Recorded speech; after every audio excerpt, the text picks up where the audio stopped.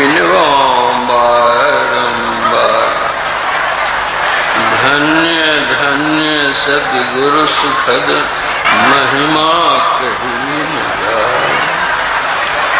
जो कछ कहूँ तुम्हारी कृपा, मैं कछ समवेत समादरणीय सज्जन वृंद, आदरणीय माताओं तथा भक्तिमती बहनों,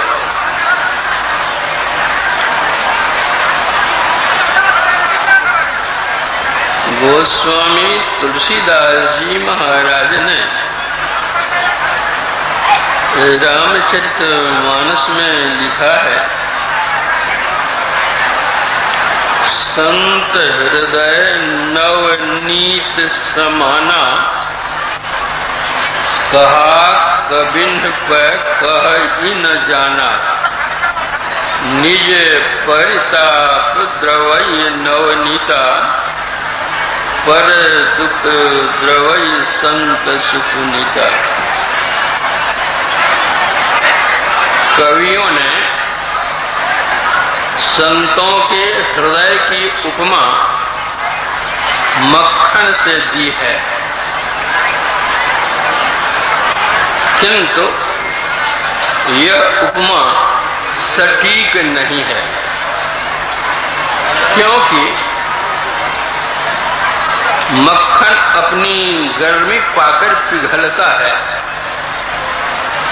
किंतु संतजन दूसरे के दुख को देखकर कातर होते हैं, दुखी होते हैं। हम इस संसार में आए हुए जितने जीव हैं, सभी जीवों में मानव श्रेष्ठ है। मानव को ही समझाने की संतों ने विविध प्रकार से कोशिश की है, और इसके लिए उन्होंने बहुत छोटी छोटी सी उपमा देकर हमको समझाया है। यह क्षेत्र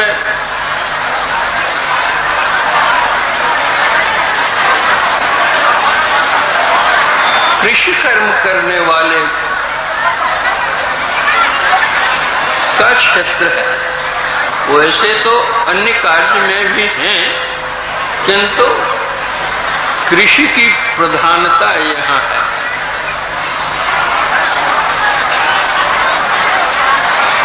खेती करने में हम लोग खेत को कोड़ते हैं, जोतते हैं,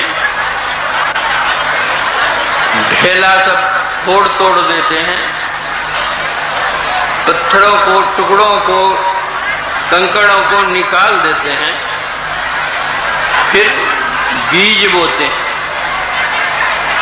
और बीज बो करके उस पर हम लोग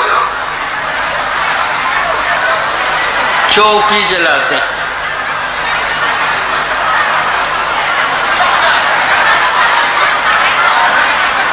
खेत कोड़ जोत करके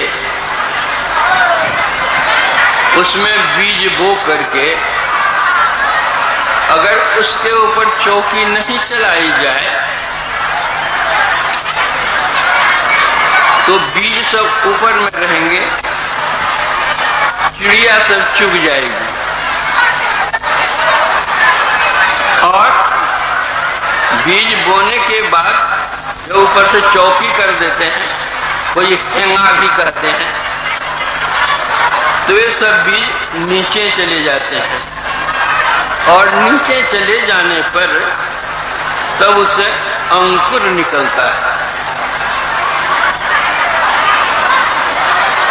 गोस्वामी तुलसीदास जी महाराज कहते हैं कि तुलसी यह तन खेत है, मन वच कर्म किसान, पाप पुण्य दोई बीज है, बुए सो लूणे निदान। हम लोगों का शरीर एक खेत के समान है। तुलसी यह तन खेत है। खेत को कोड़ते हैं, जोतते हैं, कहते हैं मन वचन और कर्म यह किसान है। उसमें बीज कौन चीज का बोते हैं? पाप पुण्य दुई बीज है। पाप का बीज हम बोते हैं, चाहे पुण्य का बीज हम बोते हैं। जो भी बीज हम बोते हैं, तो जो हम अच्छे कर्म करते हैं, तो हम चाहते हैं कि लोग हमारा नाम जाने कि फलाना ने ऐसा किया है। तो अच्छे काम करके हम ऐसा चाहते हैं। लेकिन जो हम दुष्कर्म करते हैं, बुरे कर्म करते हैं, तो हम चाहते हैं कि हमारी यह बात गुप्त ही रह जाए, प्रकट नहीं हो। मतलब चौकी हम कर देते हैं। जब चौकी कर देते हैं उस पर, तो परिणाम क्या होता है? समय पार उससे अंकुर निकलता है। पुण्य किया, उसको भी अगर गुप्त रखा, तो गुप्त रखने का मतलब उसको चौकी कर दी गई, तो वह अंकुर जो देगा वह पुण्य का अंकुर देगा। और जो बुरे कर्म करते हैं, उस पर जो चौकी देते हैं कोई जाने नहीं, तो उससे जो अंकुर निकलता है, तो बुरे कर्म का जो फल होना चाहिए वह होता है। तो कहते हैं संत कि बुए सो लूणे निदान। जो बोओगे वह एक न एक दिन तुमको काटना पड़ेगा। अब तुम सोचो कि तुमको बुरा कर्म का बीज बोना है या अच्छे कर्म का बीज बोना है। भगवान श्री कृष्ण का महावाक्य है श्रीमद् भगवद गीता में। उन्होंने कहा है कि कर्मण्येवाधिकारस्ते मा फलेषु कदाचन। कर्म करने का अधिकार तुमको दे दिया गया है, लेकिन फल देने का अधिकार हमारे हाथ में है। अब तुम स्वतंत्र हो, अच्छे कर्म करो या बुरे कर्म करो। तो जब कोई जानते हैं कि बुरा कर्म है वह नहीं करना चाहिए, तो वे नहीं करते हैं। और जो समझते हैं कि जो बुरा कर्म है इसका फल दुख होता है, तो नहीं करते हैं। और जो सत्कर्म होता है उसको वे करते हैं। दुष्कर्म भी करे हैं और कोई जाने नहीं। इसके लिए अगर किसी को कुछ हवा मालूम पड़ जाए, पूछे हमसे कि फलाना काम तुमने किया है, तो हम क्या कहेंगे? ना, हमने कहा किया। चौकी दे दी, अंकुर निकलेगा वो।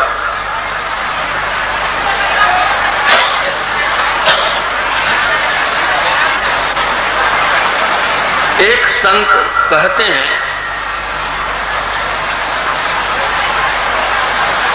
जीवन थोड़ भया भव भोर, कहा धन जोड़ करोड़ बनावे, जीव दया कर साधु की संगति, पै हो अभय पद दास कहाये।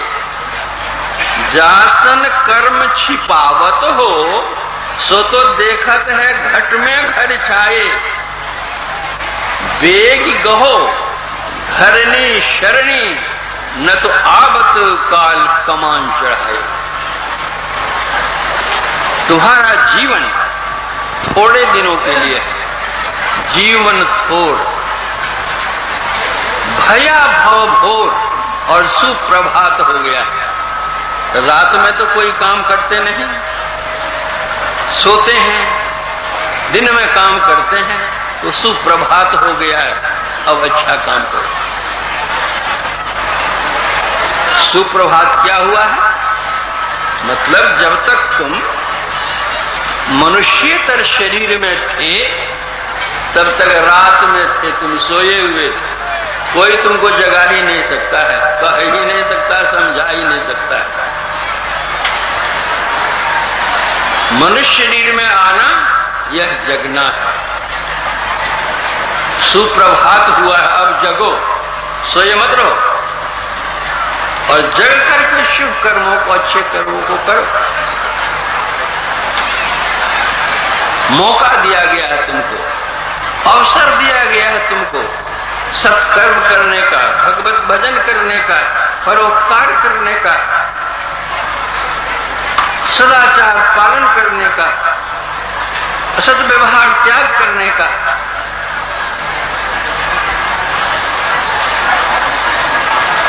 जीवन थोड़ भया भव भोर, लेकिन करते तुम क्या हो? कहा धन जोड़ करोड़ बनावे। हमारी अभिलाषा कैसी है? जो 10, 20, 50 भये सत, कोई 1000 तो लाख मांगेगी। पहले तो 10, 20 ही चाहिए था हमको, अब 100 हो गया तो 1000 चाहते हैं, और जब 1000 हो गया तो लाख चाहते हैं, और जब लाख हुआ तो करोड़ चाहते हैं। लेकिन वो करोड़ से भी संतोष नहीं होता है हमको, तब क्या करते हैं?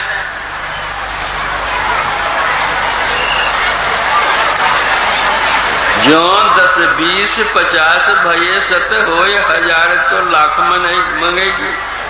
तब उसके बाद कोटि अरब असंख्य, अब कोट में भी 1-2 करोड़ नहीं चाहिए हमको, और फिर असंख्य, और उतना भी हो जाए तो धरापति होने की चाह जगेगी। और जब धरापति भी तुम हो गए तो पृथ्वी पाताल राज करो।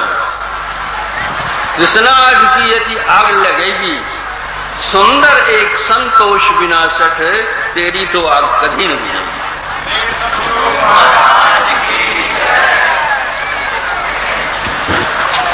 तो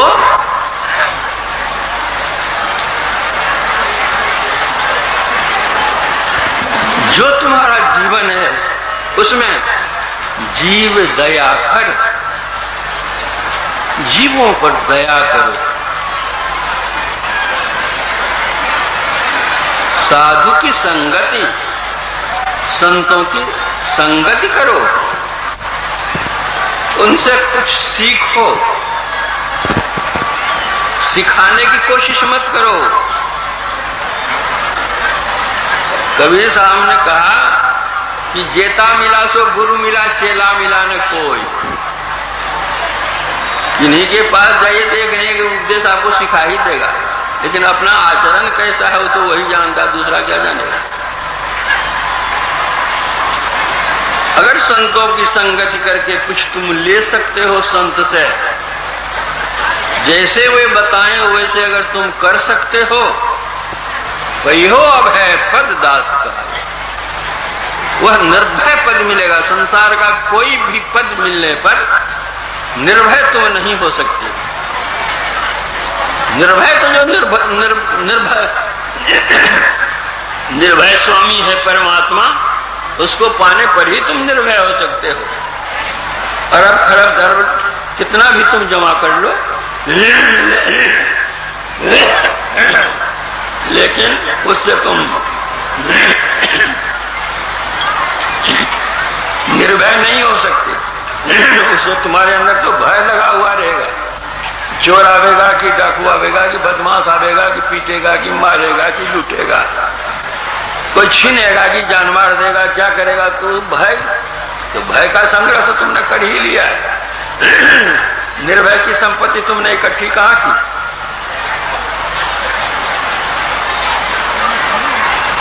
भैयो अभय पद दास कहाई,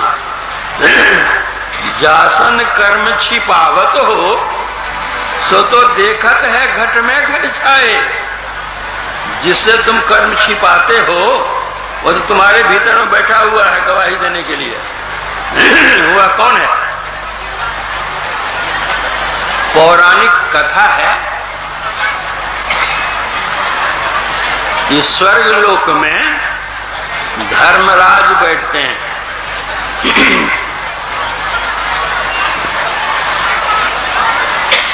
एक लिखा पढ़ी करने वाले भी वहां पर हैं। जो कुछ हम लोग करते हैं तो धर्मराज के दरबार में चित्रगुप्त है मुंशी, और जब से सृष्टि है तब से चित्रगुप्त ही मुंशी है, और वो जात का कायस्थ है। आजकल तो सब जात मुंशी बनने लग गए, लेकिन धर्मराज के दरबार में सब दिन कायस्थ ही रहा, और कायस्थ ही मुंशी रहेगा सब दिन। वो सब लिखता जाता है। कहेंगे तो नई बात है। चित्रगुप्त किसको कहते हैं वह समझिए। चित्रगुप्त, जो चित्र बनता है वह गुप्त रहता है। फिल्म बनाया, चित्र लिया, तो जिस समय चित्र लेते कुछ दिखता है उसमें, जब उसको धोइए साफ कीजिए तब वह मालूम पड़ता है। उसी तरह जो कुछ भी हम कर्म करते हैं उसका फिल्म बन जाता है हमारे भीतर में।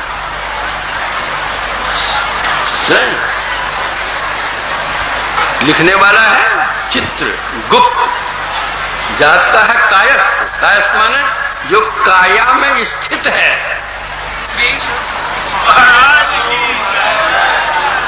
वह है कायस्थ। यहाँ जो दुनिया में कायस्थ लोग हैं, ब्राह्मण क्षत्रिय वैश्य कायस्थ, ये वो कायस्थ नहीं, वह कायस्थ जो काया में स्थित है। दिन में करो चाहे रात में करो, अंधकार में करो चाहे प्रकाश में करो, जब तुम करोगे जगा ही रहता है, कभी सोता है नहीं, उसकी कलम चलती ही रहती है।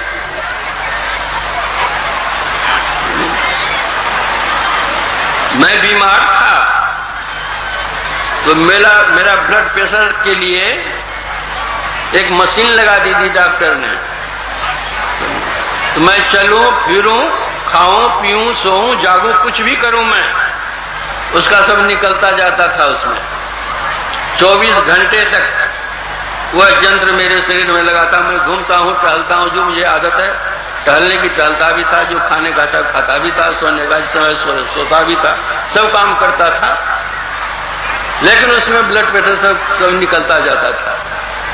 जब डॉक्टर को दिया गया फिर निकाल करके, तो डॉक्टर ने देखा कि किस में कितना था, चलने में कितना था, सोने में कितना था, बैठने में कितना था, खाने के समय कितना था, किसी से बातचीत की उससे कितना था, उससे उसका मिलान करते हैं। तो सो चाहे जागो, वह तो फिल्म बनता रहेगा। उसी तरह जो कुछ भी कर्म करोगे, छिपाकर करो कि दिखाकर, बुरे कर्म तो कोई दिखाकर करते नहीं है, छिपाकर के ही करते हैं। तो संत कहते हैं जासन कर्म छिपावत हो, सो तो देखत है घट में घर छाए। वो चित्रगुप्त बैठा हुआ है काय। तब उपाय वेगी कहो धरनी शरणी, प्रभु की शरण में जाओ, संतों की शरण में जाओ, वेग जल्दी, शीघ्र शीघ्राति शीघ्र। अगर नहीं तो आवत काल कमान चढ़ाए। कब वह तीर तुम्हारे शरीर पर लग जाएगा, प्राण कब तुम्हारे निकल जाएंगे, कोई ठिकाना नहीं। इसलिए काल करो सो आज कर, आज करो सो अब, पल में प्रलय होएगा, बहुत करेगा तब।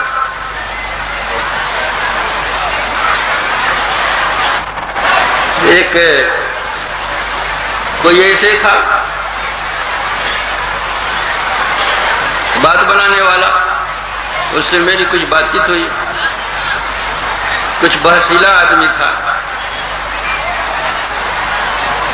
उसने मुझसे कहा कि बाबा, यह जो आप बात कह रहे हैं कि काल करो सो आज कर, आज करो सो अब, पल में प्रलय होगा, बहुत करेगा तब, ये तो कबीर साहब की वाणी है। क्या कहते हैं, 15वीं 16वीं शताब्दी की बात आप लाते हैं 20वीं शताब्दी में, कैसे होगा? आजकल 20वीं शताब्दी की बात क्या है सो तो मैं जानता हूं, अब बाबा क्या जानेंगे? तो मैंने कहा भैया आप ही जानते हो, जरा सुना दो आजकल का क्या है। तो कहा आज करे सो काल कर, अकाल करे सो परसों, और जल्दी क्या करना है, मोरा कभी पड़ा है बरसों।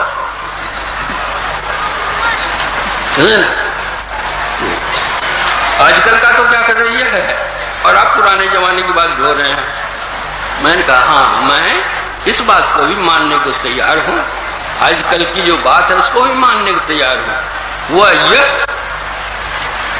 कि जो अच्छा काम हो उसके लिए तो काल करे सो आज कर, आज करे सो अब, और जो बुरा काम तुम्हारे मन में आवे तब यही कहो कि आज करो सो काल कर, काल करो सो परसों। अभी क्या पड़ा, बरसों अब बरसों पड़ा है। जो बुरा काम तुम्हारे भावनाओं में आवे तो उसके लिए इसको रख लो, और शुभ काम के लिए इसको रख लो।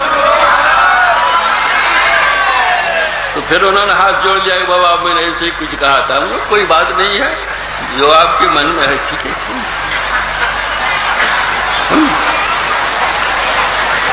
तो यह तुलसी यह तन खेत है, मन बच कर्म किसान। हम लोग जो कर्म करते हैं, बीज बोते हैं, कैसे करते हैं?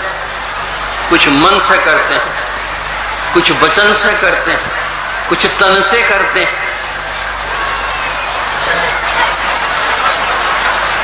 तो ये तीनों तरह से करते हैं।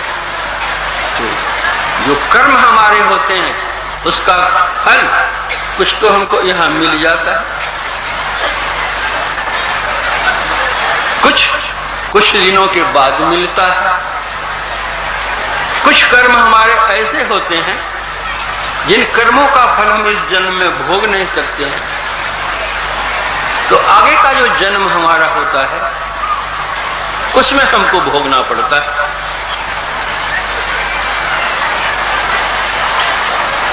कितना बच्चा पेट में ही मर जाता है, कितना जन्म लेकर के मरता है, कितने की माँ ही जन्म देते देते मर जाती है। कोई रोगी जन्म लेता है,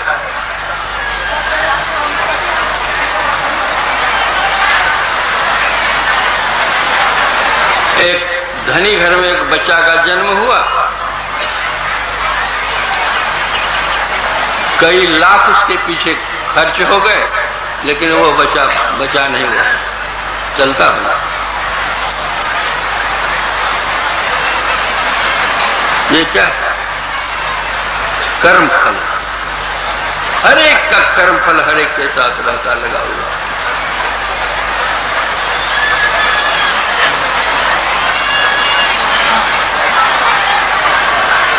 कल्याण में कथा निकली थी, दो मित्र थे, साथ साथ व्यापार करते थे, बंबई आढ़त में सब कुछ जमा करते थे। जब समय आता था बेचने का तो खबर आती थी इनको, वे जाकर बेचते थे, जो लाभ होता था दोनों मित्र बंटवारा करते थे। यह आज की बात नहीं, मैं समझता हूं कि आज से 50 वर्ष पहले की यह घटना कल्याण जो गोरखपुर से निकलता है उसमें सच्ची घटना का करके दिखाता है।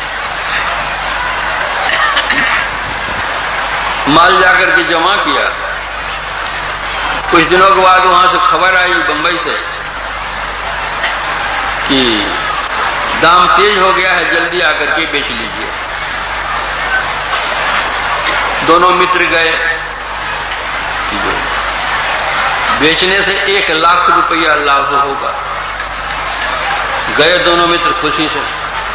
वास्तव में भाव तेज था, माल बेचा गया 1 लाख रुपया। आज जो 1 लाख रुपया का मूल्य है 50 वर्ष पहले कुछ उसका मूल्य था। मिल गए 1 लाख रुपया। अब दोनों मित्र में एक के मन में हुआ कि अगर इसको हम किसी तरह से समाप्त कर दें तो लाखपति हम बन जाएंगे, नहीं तो हजारे पति बन करके रहेंगे। तो वह कहता क्या है कि मित्र देखो, जमाना ठीक नहीं है। 1 लाख रुपया, उन दिनों इतना नोट का भी प्रचलन नहीं था। चांदी का रुपया अंग्रेजों के जमाने की बात है।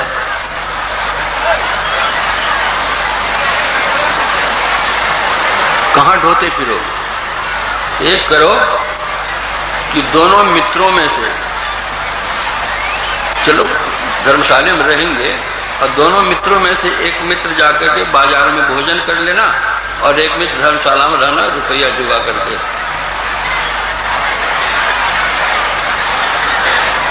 अगर कहो तो तुम ही रुपया रखो और हम जाते हैं बाजार में खा लेंगे, और तुम फिर कहा ले जाओगे, तुम्हारे लिए मैं लेता आऊंगा।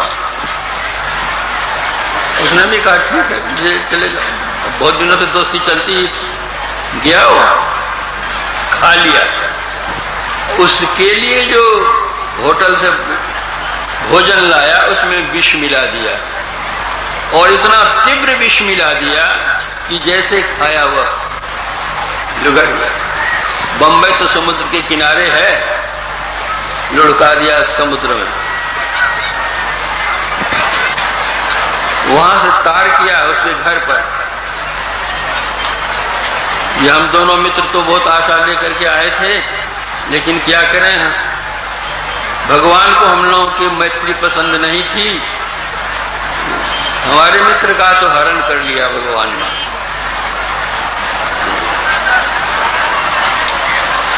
और जो भी खबर आई थी कि 1 लाख रुपया मिलेगा लाभ में, कुछ हो नहीं, क्या बतलावे, जाते जाते फिर भाव घट गया, 10,000 रुपया मिला। यह सब बात तो फोन में, यदि तार में नहीं, इसमें लिखा कि तुम्हारे पिता बहुत बीमार है, जल्दी आ जाओ। अब देहात वाली बात, तार आएगा घर पर, खबर जाएगी, तब वे चलेंगे। चले यहाँ से तो ये पिता की बीमारी सुन करके उस ओर चले। अब वो घर की ओर लौट रहे थे, जहां वे उतरते हैं स्टेशन में, वहीं पर क्या कहती है, चढ़ने के लिए जा रहा था ट्रेन में, भेंट हो गई। क्या बात है? माता धुन धुन करके रोने लगा, दिखाने लगा, क्या करें, भगवान को क्या मंजूर था पता नहीं। मैंने अच्छे अच्छे डॉक्टरों को दिखाया, बम्बई में जिनका नाम सुना था, अच्छे अच्छे डॉक्टरों को बुला करके इलाज कराया, लेकिन क्या करें, हमारा तकदीर दोष है, और किसको दोष देंगे। लाभ भी नहीं हुआ, 10,000 लाभ हुआ।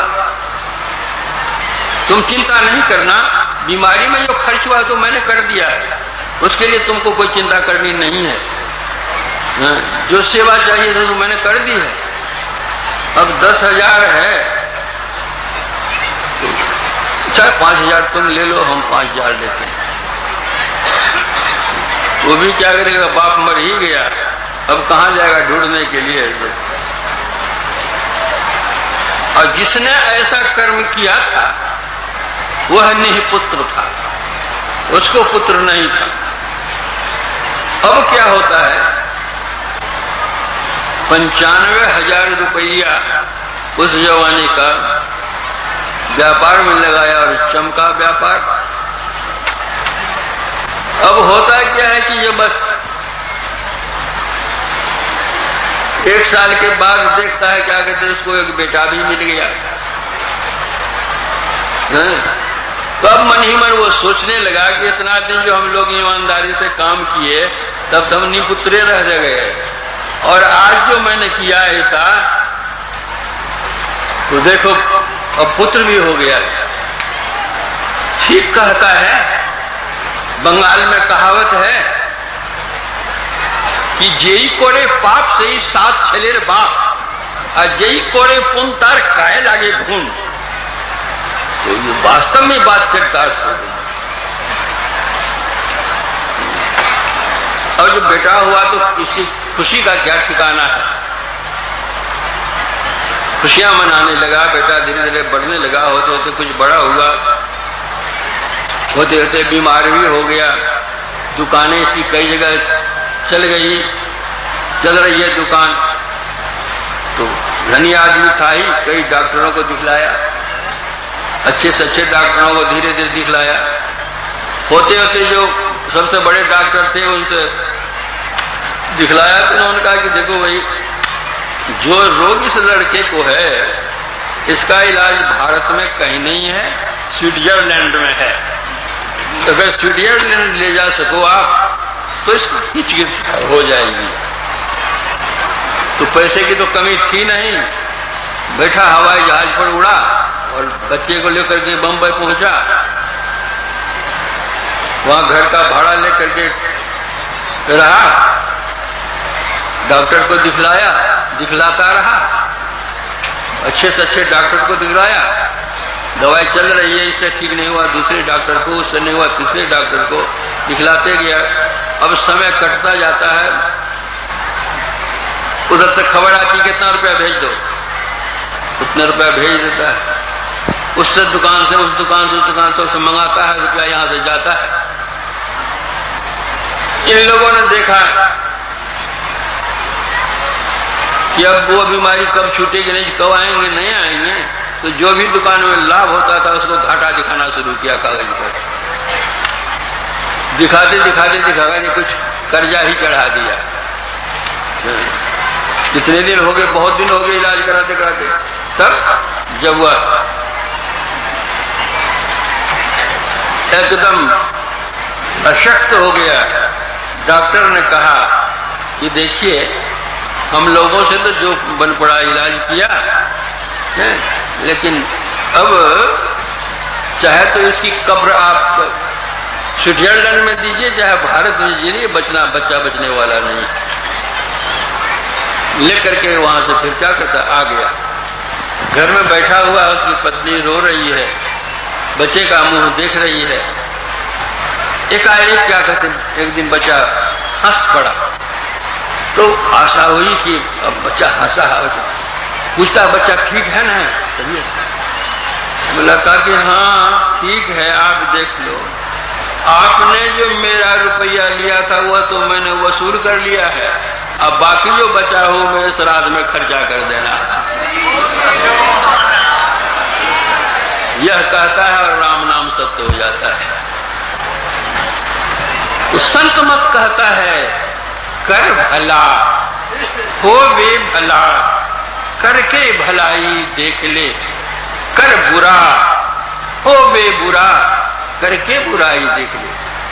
भगवान राम के लिए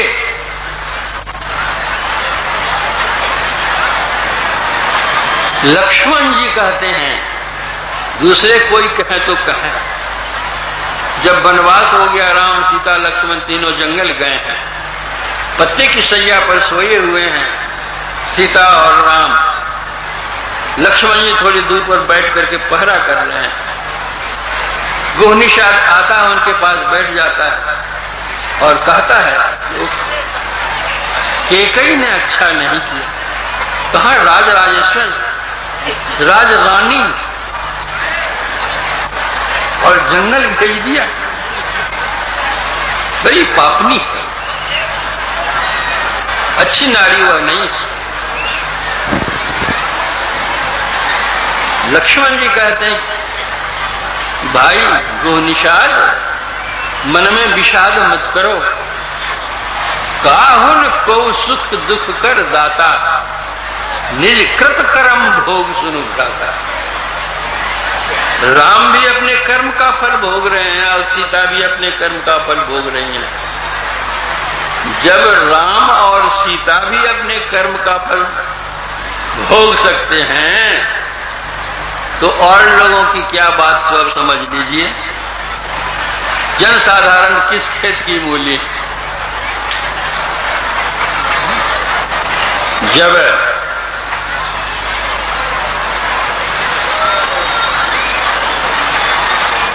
बाली सुग्रीव का युद्ध हुआ, भगवान राम ने सुग्रीव का पक्ष लिया और वृक्ष की आड़ में रह करके बाली का वध किया तीर मारकर। जब बाली गिर गया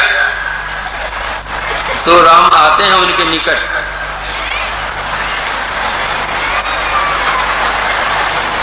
बाली बड़ा बलशाली था, ऐसा कोई सामान्य राजा नहीं था।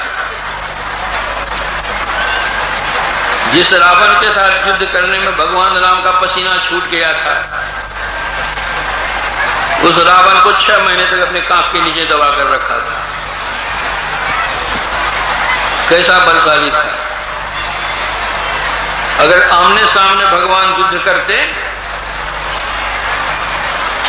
तो वहां भी उनको पानी पीना पड़ता भगवान को, क्योंकि बाली ने जो तपस्या की थी उसने वरदान पाया था कि जो तुमसे युद्ध करने के लिए आएगा उसका सारा बल तुमको मिल जाएगा। तो बाली को तपस्या का बल जो तो था वह तो था ही, और जो युद्ध करने के लिए आता उसका भी बल, राम का भी बल उसमें आ जाता है। राम तो फीके पड़ जाते। इसलिए सामने युद्ध नहीं करके वृक्ष की आड़ से उन्होंने तीर चलाया। तो वह बाली देखता है कि राम आए हुए हैं। बाली क्या कहता है? डरता नहीं, वह कहता है कि धर्म हेतु अवतरे गोसाई आ मारे मोहि व्याधि की नाई। श्री राम, आपने जो कर्म किया है वह साधु का काम नहीं, वह तो व्याध का कर्म है। आपने व्याध का काम किया, साधु का नहीं किया। शरीर छोड़ता है। अब देखिए, त्रेता युग के राम द्वापर में कृष्ण बनते हैं, अवतार कृष्ण का लेते हैं। और जो बालिक था त्रेता युग में, वह द्वापर युग में जाकर के व्याधा बनता है। भगवान कृष्ण महाभारत के युद्ध में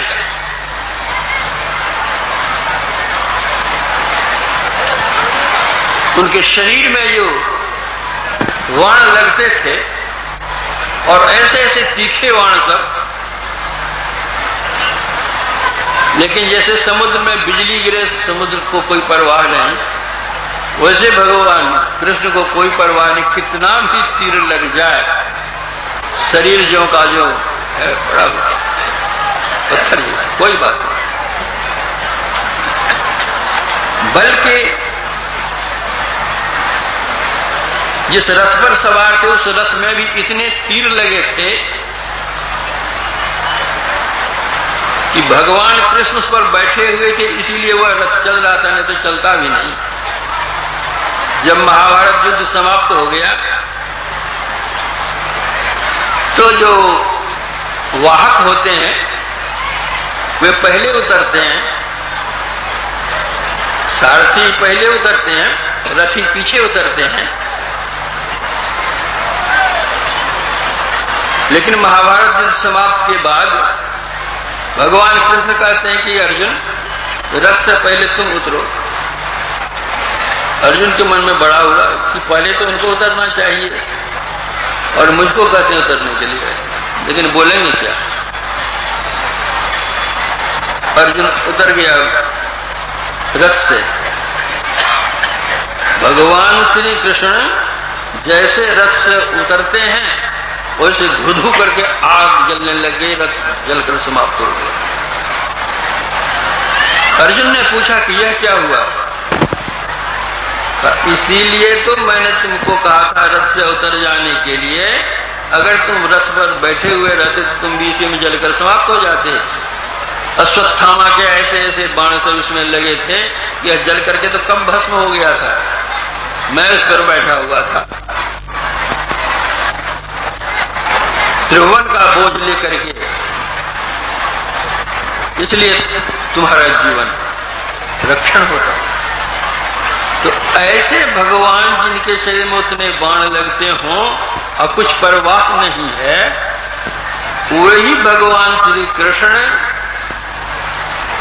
जब उनका वंश समाप्त हो चुका, एक वृक्ष के नीचे जंगल में पैर पर पैर ऐसे देकर के लेटे हुए, बाली जो इस जन्म में व्याधा हुआ जंगल में शिकार के लिए घूम रहा था, भगवान कृष्ण का पैर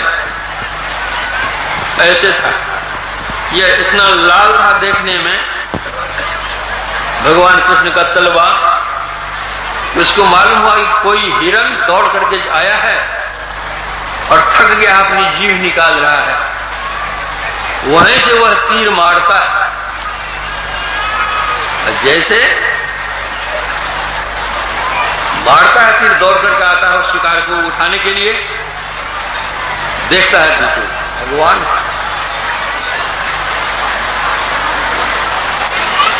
अब बड़ा पश्चाताप होता है इनको, भगवान कृष्ण का कोई बात नहीं। उसी तीर से भगवान का शरीर छूटता है। भगवान राम ने त्रेता युग में अपने बाण से बाली का वध किया था, वही बाली द्वापर युग में अपने बाण से भगवान कृष्ण का संहार किया है।